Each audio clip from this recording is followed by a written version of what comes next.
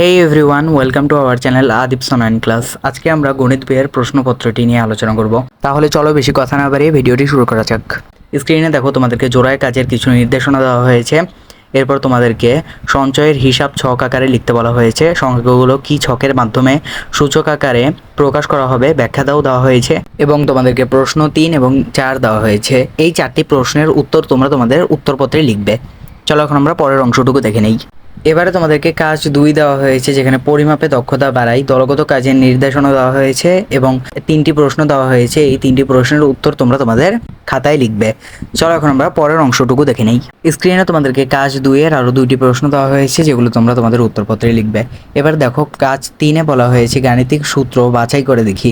দেখো এখানে তোমাদেরকে একক কাজ দেওয়া হয়েছে, একক কাজের নির্দেশনা দেওয়া হয়েছে। এরপর তোমাদেরকে কিছু সূত্র দেওয়া হয়েছে, এই সূত্রগুলো তোমরা বাছাই করে দেখবে। চলো এখন আমরা পরের অংশটুকু দেখে নিই। তার আগে তোমরা আমাদের চ্যানেলটিকে সাবস্ক্রাইব করে দাও এবং ভিডিওটিতে একটি লাইক করে দাও। তোমরা যদি এই প্রশ্নটির সমাধান চাও তাহলে কমেন্ট করে জানিয়ে দাও। এবারে তোমাদেরকে একক কাজ 2 দেওয়া হয়েছে, এর নির্দেশনা দেওয়া হয়েছে। এরপর তোমাদেরকে 5টি প্রশ্ন দেওয়া হয়েছে।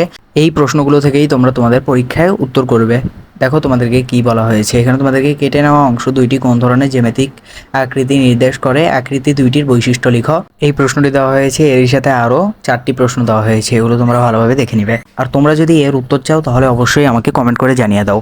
তাহলে আমি কিছুক্ষণের মধ্যেই তোমাদের জন্য উত্তরপত্র রেডি করে ভিডিও তৈরি করে দিয়ে দিব। আর তোমরা অবশ্যই আমাদের চ্যানেলটিকে সাবস্ক্রাইব করে দিবে এবং ভিডিওটিতে একটি লাইক করে দিবে। আজকের মতো বিদায়।